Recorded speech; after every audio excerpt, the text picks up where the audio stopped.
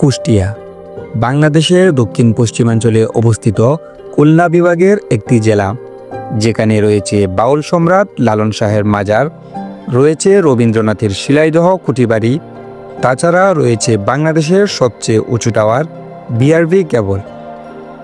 বাংলাদেশের প্রথম railway station Jagati railway স্টেশনও কিন্তু অবস্থিত বাংলাদেশের দক্ষিণ পশ্চিমাঞ্চলের কুষ্টিয়া জেলায়। তাছাড়াও রয়েছে আরও বিখ্যাত ও জনপ্রিয় কিছু দর্শনীয় স্থান। তাই তো আজকে আমরা চলে যাচ্ছি আমার নিজ জেলা নেত্রকোনা থেকে দক্ষিণ পশ্চিমাঞ্চলের কুষ্টিয়া উপজেলায়। দেখানোর চেষ্টা করব 275 কিলোমিটার লম্বা এই জার্নির সকল অভিজ্ঞতা। তার সাথে দেওয়ার চেষ্টা করব নেত্রকোনা থেকে কুষ্টিয়া ভ্রমণের গুরুত্বপূর্ণ সকল তথ্য ও সম্পূর্ণ একটি ভ্রমণ গাইডে। So let's go.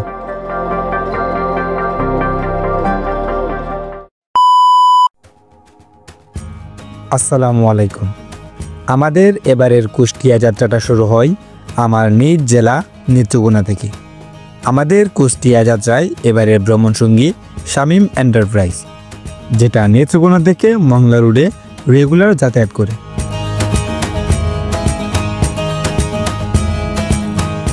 আমাদের বাস ছিল নেত্রকোনা থেকে সন্ধ্যা 6টায়, কিন্তু রাস্তায় একটু জ্যাম থাকার কারণে আমাদের বাস কাউন্টারে আসতে একটু দেরি করে। এবারের কুষ্টিয়া ভ্রমণে আমরা যাচ্ছি 3 জন। তো বাস ছাড়ার সময় হয়ে যাচ্ছে, তো চলুন বাকি কথা বাসে উঠে তারপর বলি। তো আমরা সবাই আমাদের নির্দিষ্ট সিটে বসে পড়ি, আর আমাদের বাস ঠিক সন্ধ্যা 6:30 নেত্রকোনা থেকে কুষ্টিয়ার উদ্দেশ্যে রওনা করে। তো এবার আমাদের বাস সম্পর্কে কিছু তথ্য আপনাদেরকে দিই।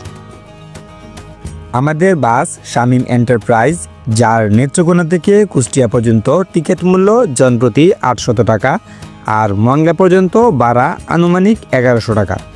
তো আজকে আমরা যে বাসে করে জার্নি করছি সেই বাসের কোয়ালিটি নিয়ে একটু আলোচনা করা যাক।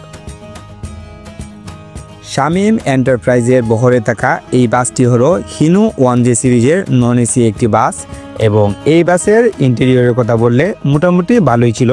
ফ্যান এবং লাইটগুলো ঠিকঠাক কাজ করছিল, আর লেগ স্পেসও ছিল মোটামুটি ভালো।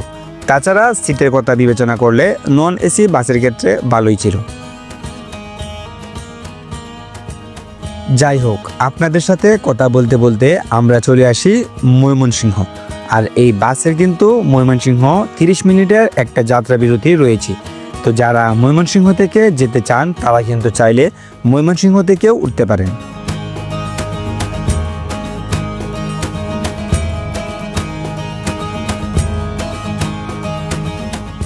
তিরিশ মিনিটের যাত্রা বিরতি শেষ করে আমাদের বাস রাত 8:45 আবারও যাত্রা শুরু করে কুষ্টিয়ার উদ্দেশ্যে।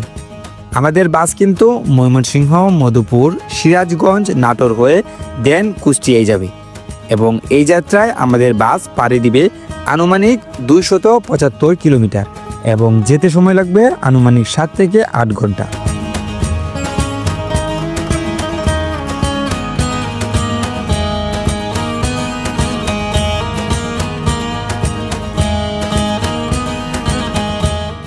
রাত 10:45 দিকে আমাদের বাস এলেঙ্গা পার করে চলে এসেছে যমুনা সেতুর টোল প্লাজার কাছে।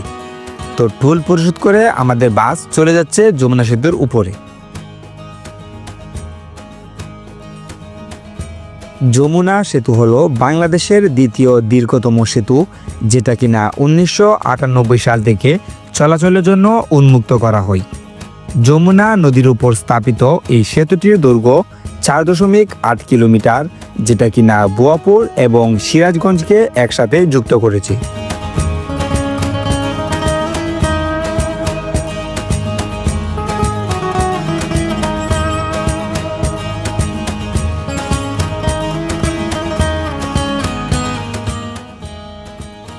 যমুনা সেতু পার করে আমরা চলে আসি সিরাজগঞ্জে, আর সিরাজগঞ্জের নিউ জনতা হোটেল অ্যান্ড রেস্টুরেন্টে দেওয়া হয় আমাদের আজকের যাত্রা বিরতি। তো আমরা হলো আমাদের রাতের খাবারটা যাত্রা বিরতিতে শেষ করি। চাইলে আপনারাও আপনাদের রাতের খাবারটা যাত্রা বিরতিতে খেতে পারেন। তবে যাত্রাবিরতির হোটেলগুলোতে কিন্তু খাবারের দাম অনেকটা বেশি হয়ে থাকে। তারপর ঠান্ডার মধ্যে এরকম গরম একটা কফি উপভোগ করতে করতেই শেষ হয়ে যায় আমাদের যাত্রা বিরতি। যাই হোক, যাত্রা বিরতি শেষ করে কিছুক্ষণ ঘুমানোর পরে আমরা এখন চলে আসি রূপপুর বাজারে।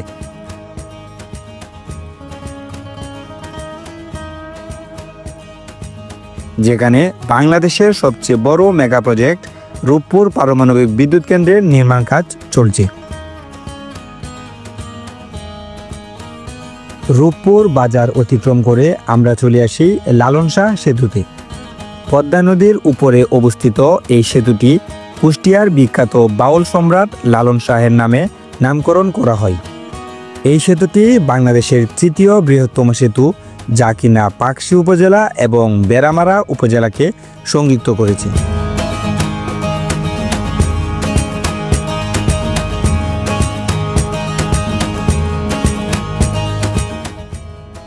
ফাইনালি রাত 2টার দিকে বাস আমাদেরকে নামিয়ে দেয় কুষ্টিয়া।